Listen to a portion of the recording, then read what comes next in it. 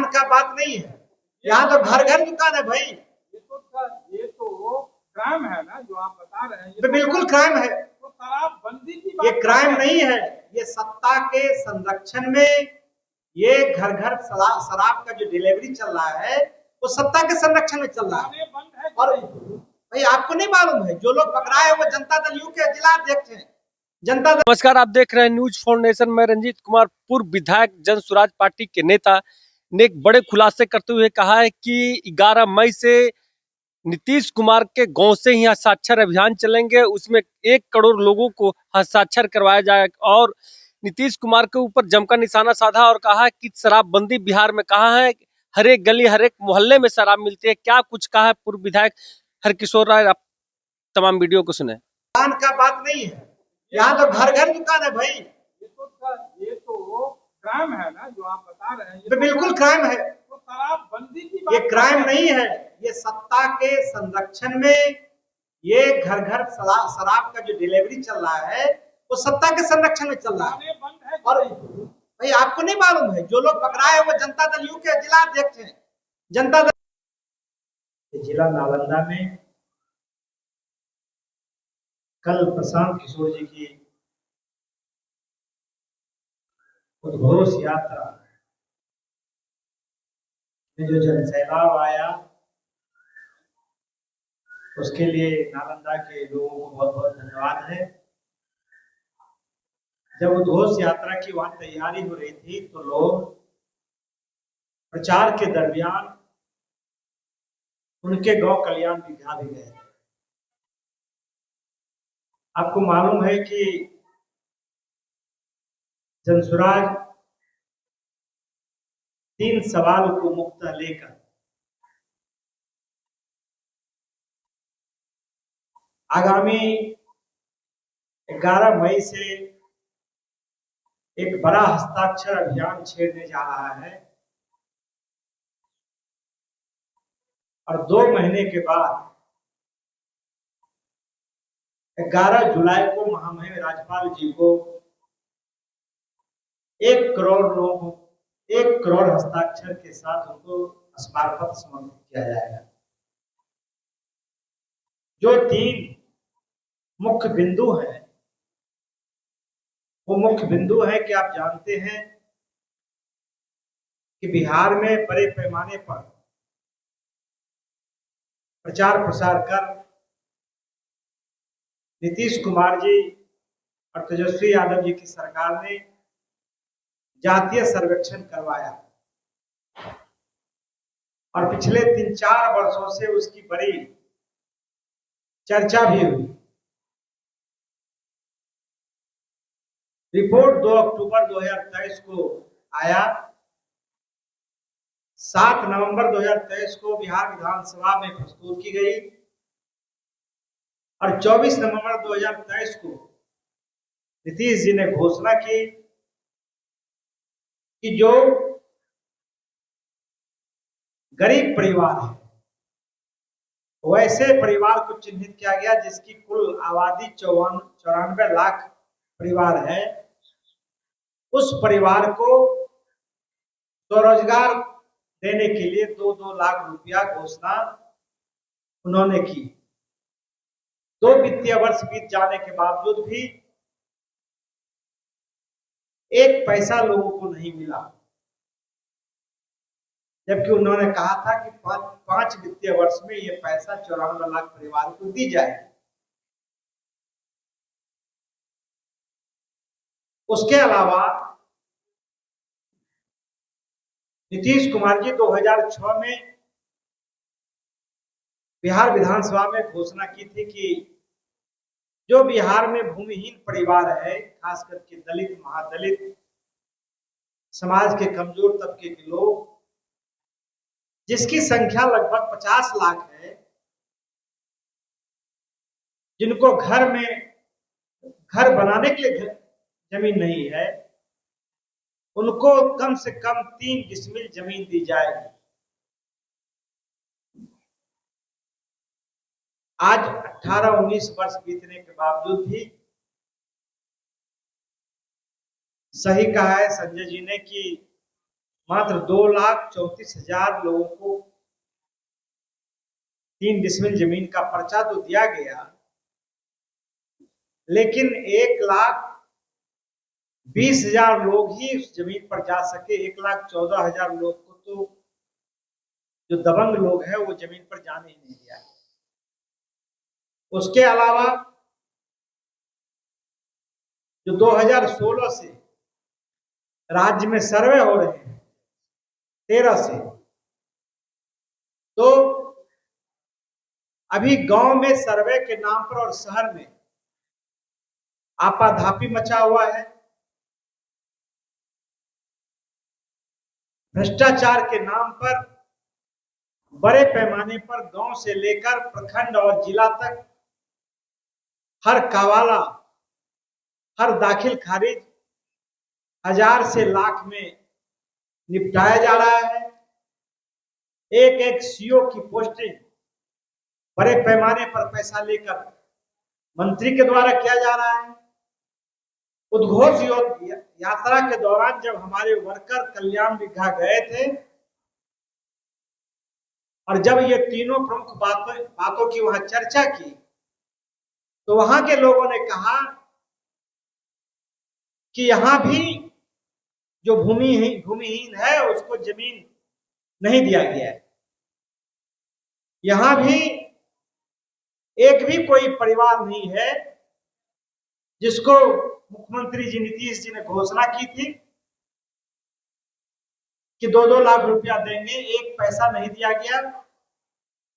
हम लोग जो 18-20 साल से लगातार नीतीश जी को वोट भी देते आए, उसका फलाफल यही है कि हम लोग को भी दाखिल खारिज करने में, मोटेशन कराने में, सर्वे कराने में बड़े पैमाने पर पैसा लग रहे हैं। तो जब प्रशांत जी को कल लोगों ने बताया, वहां के वर्कर ने, वहां के जो हमारे समर्थक हैं उन्होंने बताया, तो प्रशांत जी ने कहा कि भाई आपने तो जांच कर ली है, लेकिन अब मैं स्वयं जाना चाहता हूं कल्याण विभाग और वहां के लोगों से जाकर मिलकर घर घर पूछना चाहता हूं कि क्या कल्याण विभाग के लोगों को भी रिश्वत देकर जमीन का पर्चा का रसीद कटाना पड़ता है? क्या कल्याण विभाग के लोगों को भी रिश्वत देकर सरकारी काम करवाना पड़ता है? प्रधानमंत्री आवास योजना का लाभ लेना पड़ता है? या फिर जो स्वरोजगार देने की बात है, जो आपका अभियान शुरू होगा, वो माननीय मुख्यमंत्री श्री नीतीश कुमार जी जिस दलित अति पिछड़ा समाज का वोट लेकर लगभग 20 साल से बिहार राज्य पर, गरीब राज्य पर शासन कर रहे हैं, उन्होंने अपने गांव के लोगों के साथ न्याय किया है कि नहीं किया है? नीतीश जी पहली बार एमएलए उसी क्षेत्र से बने हैं। इस बात के सत्यापन के लिए वो 11 मई को वहां जाएंगे और जितना परिवार है हर परिवार में जाएंगे और लोगों से मिलेंगे, लोगों से राय लेंगे। इस बात की सूचना आपके माध्यम से हम लोगों से भी कहना चाहते हैं, क्योंकि अब 18-19 वर्ष से ज्यादा शासन करने के बावजूद भी बिहार का जो हालत है, बिहार सबसे गरीब राज्य है, बिहार में बगैर रिश्वत का कोई काम नहीं होता है। जिस मकसद से जातीय सर्वेक्षण करवाया गया था, जातीय उन्माद पैदा करने के लिए, ये तो बिहार के लोगों का काबिलियत है कि उन्होंने उनके झांसे में नहीं आया। समाज के कोई वर्ग हो, ऊंचा वर्ग हो, नीचा वर्ग हो, अगड़ा हो, पिछड़ा हो, दलित हो, महादलित हो, पुरुष हो, महिला हो, सब लोगों ने अक्लमंदी के साथ उस चीज को स्वीकार किया।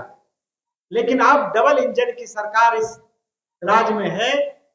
दिल्ली में भी सरकार नीतीश जी के समर्थन से है और बिहार में भी भाजपा के सहयोग से है।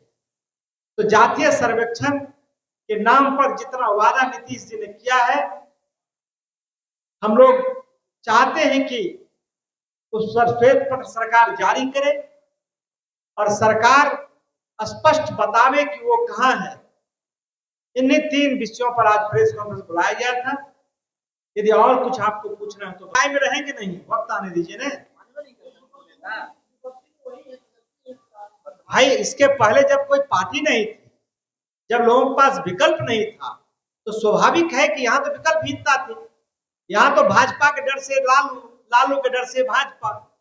यदि कोई जनसुराज आता, और जनसुराज तो एक दिन में बना नहीं है, जब 2 साल 2.5 साल प्रशांत किशोर जी पैदल चले हैं, गांव-गांव में लोगों से राय किए हैं और 1 लाख लोगों ने संकल्प लेकर जनसुराज पार्टी बनाया है, तब एक नया विकल्प लोगों के सामने आया है। भाजपा जब मंत्री बोल रहे हैं कि जनसुराज पार्टी शराब बंद होता तब तो खुलता। पहले दुकान था, अब तो घर घर में शराब मिल रहा है। आपको याद है प्रशांत किशोर जी 2015 में थे, शराबबंदी कब हुआ था? 2016 में थे।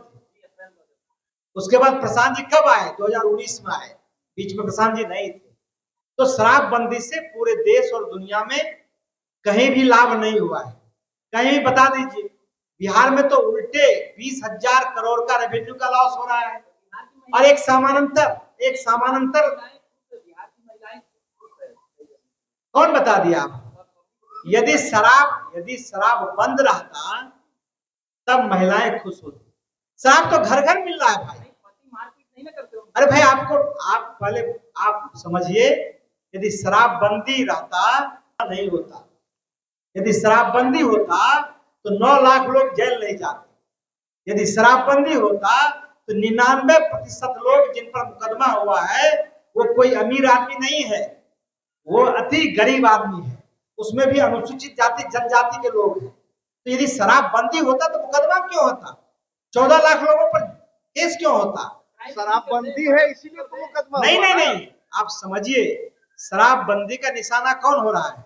शराबबंदी का निशाना गरीब गुरुआ हो रहा है, जो शराब बेचा है, क्योंकि वो पुलिस से मिला हुआ है, सरकार से मिला हुआ है, और उसमें जदयू और भाजपा के लोग मिले हुए हैं, इसलिए उस पर पुलिस कार्रवाई नहीं करती।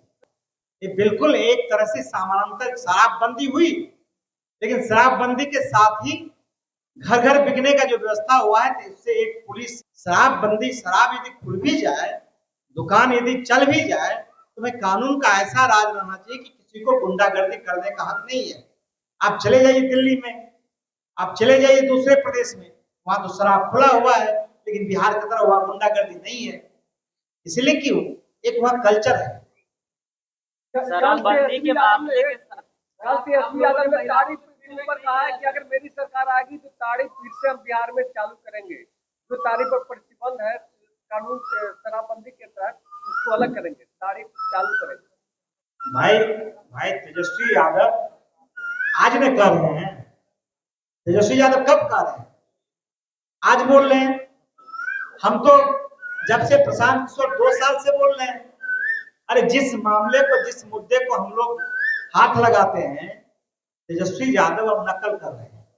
उनके पास अकल नहीं है, नम्मा फैल है, अकल नहीं है, इसलिए नकल कर रहे हैं। नकल भी करे तो थोड़ा बुद्धिमानी से करें ना भाई। आपने सुना कि नीतीश कुमार पर किस प्रकार से उन्होंने हमला किया है और कहा है कि ये नीतीश कुमार की बेनकामी तेजस्वी यादव के ऊपर भी क्या कुछ कहा है। आपने सुना, आप देखते रहे न्यूज़ 4 नेशन। तब तक के लिए नमस्कार।